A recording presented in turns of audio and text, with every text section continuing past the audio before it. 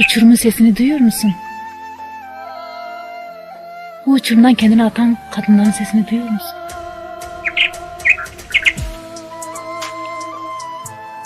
Onları dinle. Geçmişimiz bu uçurumlarda yatıyor.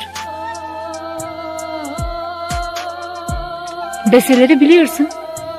Onun gibi yüzlerce kadın. Hepsi çığlık çığlarırken. Onları dinle.